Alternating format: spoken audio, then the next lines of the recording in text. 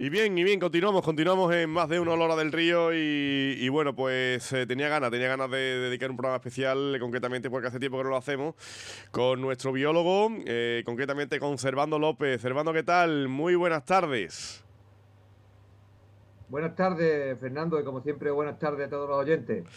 Bueno, Servando, la verdad es que tenía, como sabes, muchas ganas de poder hablar contigo, sobre todo para analizar el estado de la pandemia, ¿no? Una pandemia que sin duda, bueno, pues sigue haciendo sus estragos. La verdad es que yo no sé cómo calificar esto de Omicron, con esto de la llegada de las Navidades y demás, ¿no? Y porque ha sido una especie de tsunami, ¿no? Una especie de tsunami lo que ha ocurrido, que por fortuna los casos pues no eso, en un alto porcentaje no ha sido grave, pero bueno, es verdad que la pandemia nos tiene boca abajo, asustados, y yo creo que también eso está siendo un problema. Pero bueno, a grosso modo, observando, cómo analizas la situación actual de la pandemia? Bueno, pues lo hemos explicado algunas veces. El tema de la pandemia, hay gente que lo quiere ver por el lado positivo y por el lado negativo. Por el lado positivo porque dicen que, bueno, el Omicron es como una gripe y que por tanto no es tan grave y no hay que echarle mucha cuenta. Y los que le ven un poquito más realista o más negativamente dicen, cuidado, cuidado, porque aunque en la mayoría de los casos una gripe, como hay mucha gente, mucha gente que antes que se está infectando, pues eso compensa, en el sentido de que si el porcentaje de personas que se ponen graves, van al hospital y después la UCI, incluso fallecen, es mucho menor, se compensa porque también mucha más gente se está infectando y al final, pues poquito a poco, el nivel de ocupación en los hospitales y en las UCI va aumentando y por tanto hay que tener cuidado y no dejarse llevar por aquello de que parece que es una gripe, ¿no, Fernando? Parece que es una gripe, aunque parece que desde los estamentos competentes, más bien en las esferas políticas, no sanitarias, parece que quieren, además el término me parece feísimo, eso de gripalizar, ¿no? La pandemia, no sé, como si ya fuera algo endémico y algo que sin duda pues nos va a acompañar y que bueno, la tratemos ya con normalidad.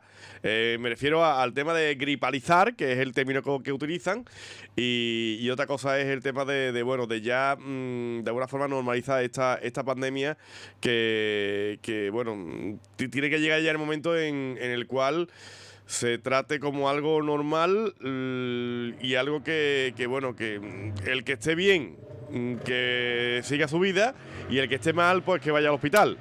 No sé si van por ahí los tiros, observando, o al menos lo que tú deduces por todas las informaciones que llegan. Es lo que te estaba explicando antes, hay como dos vertientes, los que ya quieren gripalizar el virus del COVID y los que dicen que no, que eso hay que tenerlo en cuenta, hay que estudiarlo, hay que anticiparse, pero es como una especie de preparación para un futuro, ¿no? Y seguramente lo más correcto es esta segunda opción. Todavía en plena sexta ola lo de gripalizar es imposible porque ya lo decimos, se están llenando las UCI y los hospitales poquito a poco porque se está infectando mucha gente y por tanto en ese contexto gripalizar sería pues una temeridad, porque ya lo hemos dicho, lo dijimos aquí una semana antes que lo dijera la OMS, que la gente se infecte mucho significa que también el virus mute mucho y pueda aparecer otro variante que nos vuelva a complicar la cosa. Recordemos que se está estudiando en Francia la variante IHU o IHU y que también se está estudiando en Chipre la variante Delta Cron, que tiene pues mutaciones tanto de la variante Delta como de la variante Omicron. Son casos aislados, pero están ahí, por tanto no podemos descuidarnos porque ya digo, el que la gente se infecte y la dejemos que se infecte, aparte de los problemas que lleva a los hospitales, puede provocar que aparezca una nueva variante y por tanto vamos a empezar. Por tanto, eso de gripalizar hay que tomarlo como que sí, en un futuro se puede decir que podía ser una endemia en vez de una pandemia más adelante, no ahora con esta sexta ola y teniendo en cuenta que ya decimos, lo explicamos también, que en el tercer mundo, los países que no son potentes económicamente, la vacunación está muy baja, la infestación es alta y por tanto allí el peligro de nuevas variantes pues también es muy alto.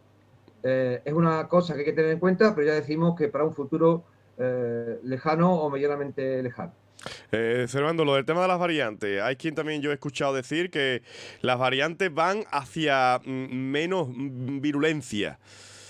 Porque afirman de que el virus evidentemente se quiere adaptar al huésped y el virus lo que quiere es sobrevivir. ¿Qué opinas tú de esto? Llevan parte de verdad, pero no llevan totalmente la verdad. Me explico.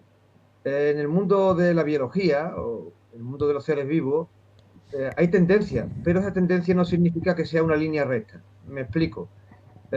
Cuando uno analiza, por ejemplo, la gráfica de cambio climático, de poblaciones de especies, de transmisión de enfermedades, uno hace una curva, pero cuando uno mira la curva con lupa, va viendo que esa curva en verdad tiene diente de sierra, es decir, que eso que estamos estudiando hay veces que sube, veces que baja, pero una tendencia ascendente o descendente. Entonces, efectivamente, el virus estamos viendo que las últimas variantes hacen que sea más infectivo, pero que haga menos daño al ser humano y, por tanto, es una estrategia buena para el virus porque si los infectados sobreviven, significa que el virus se puede seguir multiplicando. Pero ya decimos, las mutaciones, por lo menos hasta ahora, te dicen que son aleatorias. Es decir, puede venir una mutación que haga que el virus sea menos dañino, pero también puede aparecer mutaciones que lo hagan más dañino. Aunque la tendencia sea a menos dañino, podemos encontrarnos con esos dientes de sierra y que la siguiente mutación o la siguiente variante pues sea más peligrosa. Por tanto, ya decimos que eso es cierto, o más o menos cierto, pero no nos podemos descuidar porque en esos dientes de sierra podría aparecer alguna variante que nos complicara un poquito la situación. Por tanto, ya decimos que siempre precaución, las tendencias hay que tenerlas en cuenta, pero sin bajar los brazos y sin bajar el nivel de atención, ¿no? Servando, uno también se pregunta, vamos a ver, porque es verdad que yo en verano cuando viendo que llegaba el invierno, digo, bueno, a ver el invierno cómo va a ser, ¿no? Es verdad que estamos vacunados, que se ha demostrado que la vacuna es efectiva porque los casos prácticamente han sido, en un alto porcentaje han sido muy leves, ¿no? Con síntomas muy leves. Y bueno, pero uno tenía esa reserva del tema del invierno, ¿no? Pero claro, el invierno poco a poco se irá yendo, llegará el verano, creo que volveremos a la normalidad como ya también he aprendido de ti, que llega el verano y vamos a vivir veranos pues, prácticamente normales, ¿no? Pero el ciclo de la vida y de las estaciones nos volverá a traer el invierno. Entonces uno teme y dice, bueno, el año que viene volveremos otra vez a lo mismo, a volver otra vez a vivir lo mismo otra vez, porque quieras o no quieras, el virus va a seguir estando ahí. Y la cuestión es, bueno, la tendencia que va a ser la misma todos los inviernos, porque claro, ahora estamos hablando de la sexta ola, estamos hablando de variantes, pero es que variantes seguirán viniendo y por lo que vemos, las olas creo que no van a terminar nunca a este ritmo. No sé, Servando, ¿tú qué opinas de mi reflexión? Bueno, ahí hay que ver varios aspectos y cuando hablemos de esos varios aspectos lo vamos a entender. Por un lado, el tema del clima, como tú bien dices, normalmente cuando llega a las buenas temperaturas y el buen tiempo, la incidencia del virus empieza a bajar. Y por ahí hay un estudio que yo te mandé el otro día, que todavía de una universidad que ya nombraremos en su momento cuando se haga realmente, por decirlo así, reconocible. ¿En qué sentido? Es un estudio que se ha hecho que todavía hay que revisar y hay que comprobar. Ese estudio dice en principio que el virus prácticamente a los 20 minutos el 90% de su capacidad efectiva la pierde y a los 5 minutos también ha perdido una gran capacidad. Es decir, que el tiempo de infección del virus pues, es relativamente corto. También dice que prácticamente el virus infecta más en la zona cercana donde está la persona que emite ese virus y que casi da igual que estemos en una zona interior que exterior, porque lo que realmente importa es que estemos cerca de esa persona, que mantengamos o no mantengamos la distancia de seguridad y que llevemos mascarilla o no llevemos, y por tanto eso hace que el virus infecte más o menos. Y también en ese estudio, y de ahí lo que yo quería decir, dice que es muy importante el porcentaje de humedad. Si el porcentaje de humedad es alto, la capacidad infectiva del virus sigue siendo alta. Si el porcentaje de humedad es bajo, la capacidad del virus de infectar se reduce bastante. Y esto explicaría lo que hemos explicado otras veces. Cuando llega el verano, las buenas temperaturas, el porcentaje de humedad baja drásticamente y también baja, por tanto, según este estudio, su capacidad infectiva. Y también dice este estudio, por tanto, que eso que muchos han denostado de la mascarilla en la calle sigue siendo muy importante porque es lo que decíamos aquí, que no se permitía, perdón, se permitía no tener mascarilla, pero cuando había cercanía a las personas había que mantener la distancia de seguridad y había que ponerse la mascarilla y eso no se estaba respetando. Y se ha puesto esa obligación para que así se respete. Por tanto, se decía que poner la mascarilla en la calle era importante. Con este estudio que ya digo que hay que comprobar, pues llevábamos razón, porque el problema era que cuando nos acercábamos unos a otros no nos poníamos la mascarilla ni manteníamos la distancia. Eso por un lado, es decir, que hay que ser positivo porque si ese estudio es cierto, cuando llegue el buen tiempo bajará el nivel de humedad en el ambiente y por tanto la capacidad infectiva del virus, como realmente los hechos han demostrado este tiempo atrás. Cuando llegaba la primavera y el verano, pues bajaba la infección. Después, lo que hemos dicho otras veces, el nivel de vacunación va aumentando poquito a poco. Cada vez esa gente que era un poco reacia a vacunarse se va vacunando y por tanto eso va a ayudar a que el virus esté más atenuado y la lucha contra él sea más efectiva, ¿no? También está el tema de las nuevas vacunas que van a aparecer, que ya decíamos que las vacunas estas que son eh, eh, que matan al virus del todo, están a punto de salir y para este verano incluso, o puede que para el otoño siguiente. Y además vamos a tener un banco de pruebas muy importante que es, porque aquí cuando es verano, en el hemisferio sur es invierno. Entonces vamos a ver qué pasa en Australia, vamos a ver qué pasa en Argentina, vamos a ver qué pasa en Chile, y eso nos va a ayudar un poquito a ver, a comprobar qué puede pasar en diciembre cuando llegue aquí de nuevo el invierno. Pero eso unido a también lo que hemos hablado hace un momento, de que la nueva variante, a pesar de lo que yo he explicado, en principio la tendencia a que sean menos efectivas, hacen que veamos una perspectiva positiva, optimista para el próximo invierno, por todo lo que decimos. Variantes menos dañinas, más vacunación, vacunas más efectivas y esterilizantes, y que hay estudios que van explicando que efectivamente si mantenemos la distancia de seguridad, mantenemos las mascarillas, la vacunación y otras medidas importantes, podemos pasar un invierno distinto a este, con menos problemas y con una siguiente ola, pues a lo mejor mucho menos grave y por tanto con más tranquilidad, ¿no? ¿Y fármacos, Servando? Esa ¿Fármacos? otra variante que últimamente se ha vuelto a la palestra.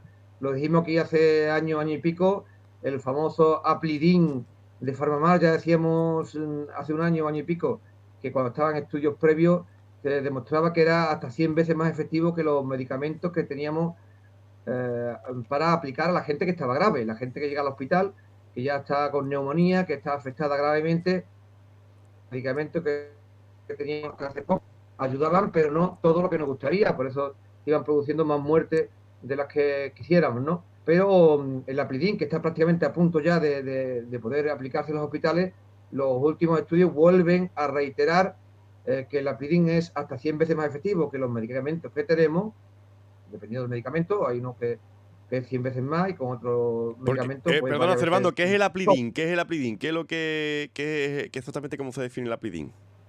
¿Qué es? Pues el Aplidin es un medicamento que se ha obtenido de una esponja del mar. La empresa que lo fabrica se llama así, Farmamar, que lo dice todo su nombre, ¿no? Farma por farmacéutica, por medicamento, Mar porque estudia o su línea de estudio es de buscar en el mar, en animales, en plantas, sustancias que sean aplicables a la hora de luchar contra alguna enfermedad. Y de esa esponja sacaron una sustancia natural que ellos le han modificado para que fuera efectiva y se han dado cuenta que es efectiva en este caso contra el virus del COVID, ¿no? Y lo que hace es que cuando el virus afecta a las vías pulmonares, al aplicar este medicamento, pues evita que esa afección en las vías pulmonares sea grave y se quede prácticamente en una afección leve y por tanto las personas tengan menos problemas de neumonía, menos problemas de ahogo y a lo mejor una persona que tenía que ser entubada, que pasara a la UCI con la aplicación de este medicamento, pues prácticamente o no vaya al hospital si se le aplica previamente o si ya está en el hospital, pues no sea grave, salga pronto de allí y ya digo que incluso no tenga ni que entrar en la UCI. La verdad es que, bueno, siempre son buenas noticias el hecho de este famoso, bueno, este medicamento Aplidin. También hablaban hay científicos, ¿no?, que hablaban de que Omicron iba a ser el último obstáculo de esta lacra, de esta pandemia. O al menos el último obstáculo, de alguna forma, con cierta repercusión y cierta gravedad, por todo lo que estamos viviendo y lo que hemos vivido con Omicron. ¿Tú qué opinas, Servando, del fin, ya no de la pandemia, del fin de nuestras preocupaciones? Es lo que estamos diciendo, la tendencia es que el virus cada vez menos efectivo, pero sea menos grave y más efectivo, o por lo menos que la infección sea parecida a la de Omicron, pero esta es volver a lo que hablábamos antes, que la tendencia es así, pero no nos podemos descuidar porque puede aparecer una variante que no cumpla esto, que sea más gravosa, que haga que la gente vaya más a los hospitales y lo pase peor, ¿no? Porque es lo que hemos explicado, esos dientes de sierra, porque las mutaciones son un poco al azar, ¿no? Pero la tendencia es lo que tú dices, que el Omicron pueda ser la última variante que nos complique la vida a niveles altos y ojalá sea así, se cumpla y la siguiente variante que aparezca pues sea todavía más leve, aunque sea efectiva, pues dé menos problemas y con el tiempo pues pasemos a que el virus sea como una gripe, como un resfriado, es decir, que la gente se vacune, pero como nos vacunamos de la gripe y que con algún medicamento estilo Apridin, pues te lo manden y más o menos te quiten los peores síntomas, ¿no? Pero ya decimos que sin descuidarse, hay que ser positivo, hay que ser optimista, la tendencia es esa, pero siempre y cuando sin echar las campanas al vuelo y sin decir, no, que se infecte todo el mundo, porque ya esto no es problemático, ¿no? O sea, que todavía eso, para eso queda todavía, ¿no? No, ya digo que es que el banco de pruebas va a ser cuando llegue aquí la primavera y el verano el hemisferio sur, porque en Australia y los países del cono sur, por ejemplo, Argentina, de Chile, allí va a llegar el mal tiempo, va a llegar un gran porcentaje de humedad, como decíamos hace poquito, y se va a ver ahora si allí aparece alguna variante y esa variante qué es lo que hace, ¿no? Y que eso nos debe servir de toque de atención para que nosotros las medidas que se tomen allí en ese hemisferio sur las tengamos en cuenta y cuando llegue el invierno por si hiciera falta. Que no ocurra lo que ha ocurrido ahora, hombre, que las comunidades han hecho a los sanitarios que ellos decían que ya no hacían falta y cuando ha llegado el Omicron nos ha pillado en braga, valga la expresión. No se puede echar, como ha pasado aquí en Andalucía, a 8.000 sanitarios porque en teoría no hacían falta y cuando hemos ido a echarle mano resulta que se habían ido a Cataluña, al País Vasco, a Francia o a Inglaterra, porque como aquí lo habían echado y allí hacían falta, pues ahora después nos han complicado la vida a nosotros, en el caso andaluz, para volver a tener el personal que hacía falta.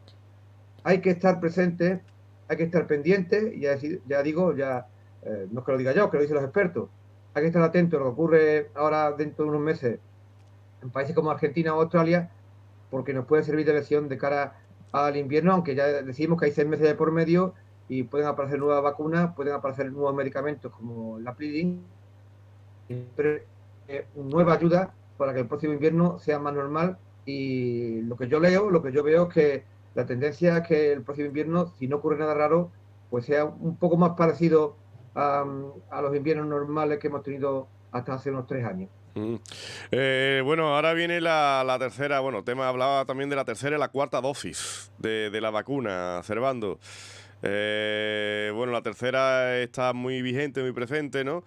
Por cierto, yo me la tenía que poner y creo que ya no me la puedo poner. Así que, bueno, la tercera, cuarta dosis, bueno, esto va a ser también algo también ya prácticamente que nos va a acompañar, ¿no? No sé si cada 6 meses, cada año, pero que nos vamos a tener que vacunar, ¿no? El tema de la tercera dosis, ¿cuál ha sido? Pues que se ha abierto que en principio se pensaba que con 2 dosis te podía durar un año, mínimo 6 meses, y se ha visto que la defensa, por lo menos en lo que se refiere a anticuerpos, duran unos 4 o 5 meses.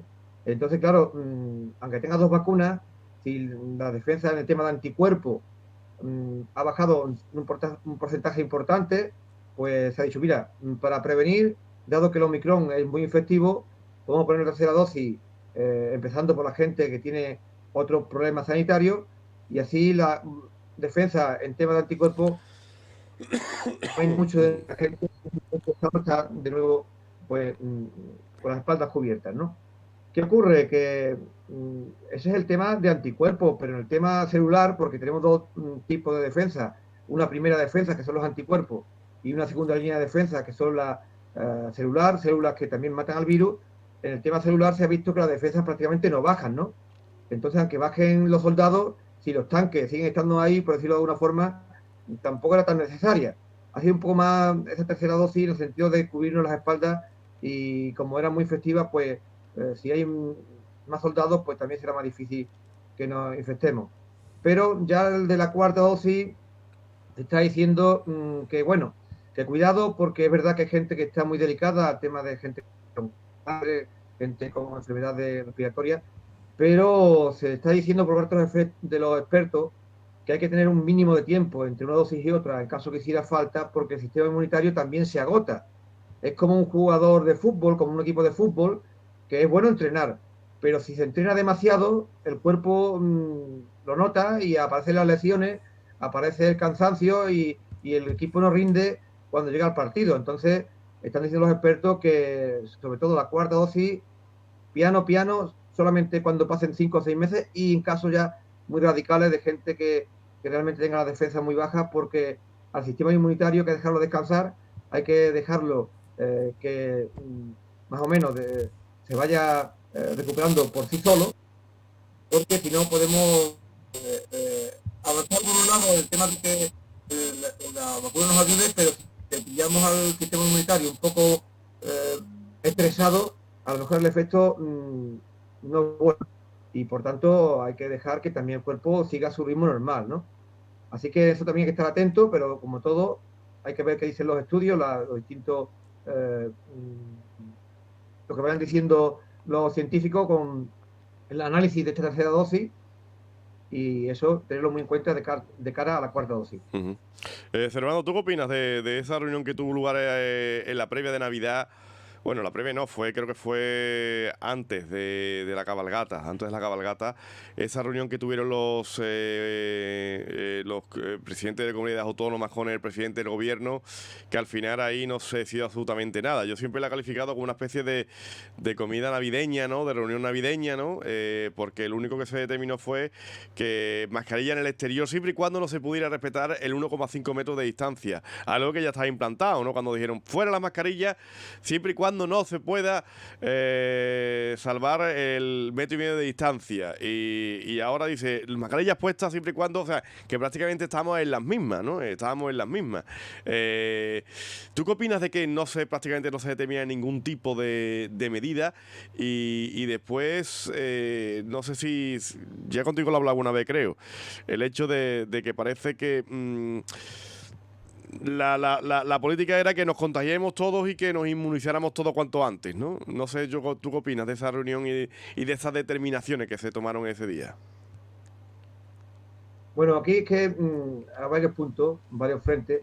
Por un lado está el tema estrictamente político, que es que cuando al principio de la pandemia el gobierno tomó la iniciativa y mandaba, entre comillas, por encima de las comunidades se quejaban de que ellos tenían sus competencias, que las competencias estaban traspasadas y que ellos tenían que tener voz cantante. Entonces el gobierno, ¿qué ha hecho? Yo me reúno con ustedes, pero si no hay unanimidad, cada comunidad que haga lo que en teoría más o menos quiera. Como en esa reunión pues, había posturas muy distantes en el tema sobre todo de cerrar bares o de cerrar ciertas cosas, sobre todo el tema económico, porque es una época muy importante económicamente y había comunidades que estaban muy a favor de las restricciones, como Cataluña, porque tenían una incidencia muy alta, y otras de otro signo político, como Madrid, Andalucía o Galicia, pues no querían restricciones, hay que tenerla en cuenta. Entonces, ¿qué pasó?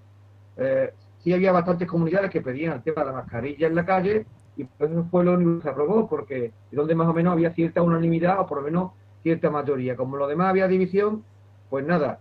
Y como las comunidades están con las transferencias sanitarias en su poder, pues que decidan ellas. El tema de la mascarilla en la calle no está igual, Fernando. Lo que se decía antiguamente era, no hay que llevar mascarilla, solamente ponerla en caso de que nos acerquemos a menos de metro y medio y, por tanto, no haya distancia de seguridad. Ahora que se ha dicho que llevarla en todo momento. Ahora hay que llevarla en todo momento. Y lo he explicado antes. Bueno, Hay que llevarla en todo momento. no, observado, también, no, pero hay una, bueno, no sé si lo tengo por aquí, llevar la mascarilla siempre y cuando no se pueda salvar el metro y medio de distancia, o sea que yo lo he leído, la medida. No, no, no. Yo lo que tengo entendido es siempre en la calle, siempre, siempre. Y lo que ocurre es que antes sí se decía eso de que antes era no llevarla y cuando estuvieras a metro y medio o menos, te la ponías para, claro, para evitar el posible contagio, porque ahí es cuando estamos diciendo que los estudios dicen que con menos de metro y medio y en cercanía, pues sí podía haber un cierto riesgo de contacto. Entonces, claro, es que ahí ha habido confusión, gente que ha leído o ha interpretado mal la ley y decía que era lo mismo. No, no, no, no. La ley no dice eso. La ley dice siempre, en todo momento, hay que llevar la mascarilla. A diferencia de antes, que solamente había que llevarla en la calle cuando no se pudiera mantener ese metro y medio de distancia. Y lo que yo estaba comentando, que no lo cumplía nadie, que nos cruzábamos en una acera y nadie se ponía la mascarilla. Nos parábamos en la puerta del estanco, en la puerta de cualquier tienda, porque había un número solo dentro de la tienda y la gente se ponía a medio metro a charlar, a reír, y claro, ahí había ciertos riesgos. Entonces, ya digo que este estudio último que he hablado de hace un rato dice que efectivamente ese riesgo es igual dentro que fuera. Y por eso se ha tomado la medida de la mascarilla en la calle, porque a pesar de que hay cierto menor peligro, sigue habiendo peligro. Y eso fue la única medida, porque además esa medida no era gravosa económicamente. Fernando, lo que hemos explicado, el cerrar bares, el poner un toque de queda, todo eso significaba que ciertos negocios, sobre todo de restauración, iban a tener problemas. El tema de la mascarilla en la calle no tiene ese efecto malo para la economía y por eso fue lo que se aprobó. Pero se aprobó porque había estudios científicos que que la mascarilla en la calle, aunque era un poquito menos efectiva que en el interior, también es importante tenerla. Y de hecho, ya digo que había 8 comunidades que ya lo habían pedido antes de aquella reunión. La mitad de las comunidades ya lo había pedido, entre ellas Andalucía, el País Vasco, Cataluña, las más importantes desde muchos puntos de vista. Entonces, claro, lo que siempre decimos, que el tema político muchas veces no compagina con el tema científico, porque el tema científico sí está a favor de las restricciones que pedía, por ejemplo, Cataluña. Mm.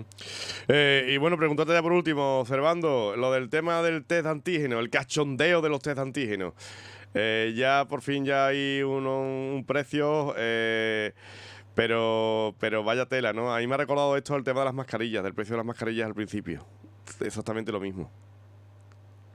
Es que lo que ocurre, como siempre, ya hemos dicho antes que los gobiernos, tanto central como los autonómicos, lo único que pasó con los sanitarios, que se despidieron un montón de sanitarios pensando que no iban a hacer falta, pues el tema de los test antígenos, pues no se ha echado mucha cuenta. ¿Qué ha pasado? Que ha venido de golpe y claro, pasa como con las mascarillas, como tú dices, aquí siempre gente muy lista que ha abarcado el mercado, que ha puesto un precio abusivo y que como falta eso en España, sino en toda Europa y en otros muchos países del mundo, como Estados Unidos o China, pues poner un precio bajo era complicado porque, para empezar, es que no había los test de antígenos. Había, los mismos farmacéuticos lo decían, había veces que te mandaban 10 test de antígenos por farmacia y te presentaban 100 personas. Ahora que por visto ya ese tema pues está resuelto, que hay más fábricas o más suministro, pues se ha decidido poner un precio reducido, que sigue siendo un poquito más alto que en otros países de Europa, porque en otros países de Europa está por debajo de 2 euros, y aquí prácticamente cuestan 3. Y el tipo de también es que hay que tener cuidado porque ahí había una tendencia que decían desde algunos sitios o sanitarios que decían que el test de antígeno podía dar una falsa sensación de seguridad, porque recordemos que los test de antígeno no son tan sensibles como los PCR, porque cuando tú haces un test de antígeno, hay un 30% cuando te da negativo que sea un falso negativo, en el sentido que ese 30% pueda ser positivo. Por eso siempre se dice que un solo test de antígeno no es claro, en el sentido de que a lo mejor te está dando una falsa seguridad, bueno, es negativo y me puedo ir a cualquier sitio sin problema. No, se recomienda hacer un test de antígeno y a los 2 días repetirlo, y si te ha vuelto a dar negativo, entonces sí, la posibilidad de que sea negativo realmente es bastante alta. Ujú. Y cuando es positivo, pues sí, ahí sí es bastante efectivo. Por ahora se ha adoptado que cuando a una persona le dé positivo en el test, no hace falta hacerle un PCR, porque además, como están desbordados los centros de salud y los hospitales, es que es imposible hacerle PCR a todo el mundo que le da un test positivo. Así que por eso se ha tomado esa determinación. Eh, Recomendación: si tú has estado con una persona que te ha dado positivo o tienes síntomas, hacerte un test. Si te da negativo, repetirlo a los 2 días, mientras intentar no salir o tener los menos contactos posible. Y si te da negativo a esos 2 días, pues ya sí, ya se puede hacer vida normal. Y si te da positivo, pues ya habría que aislarse y, como recomienda las administraciones, pues comunicarlo para que toda la maquinaria se ponga en marcha. Mm. Servando, bueno, tú eres el hombre de la esperanza para mí. La tendencia en los próximos meses, ¿cómo va a ser de la pandemia ya para terminar? Mira, voy a dar un dato que ya te lo comenté yo también internamente. Este viernes hemos visto un repunte de los casos del Lora, que coincide precisamente con los Reyes. Entre 7 y 10 días de cuando ha habido un acto importante, como fue Nochebuena, Nochevieja, hemos visto que había un repunte no solamente en Lola, sino en España en general. Y esto ha vuelto a ocurrir estos últimos días, este jueves, este viernes, que habíamos bajado y hemos tenido un repunte. Y si ya haces las cuentas, se cumplen esos entre 7 y 10 días del día de los Reyes.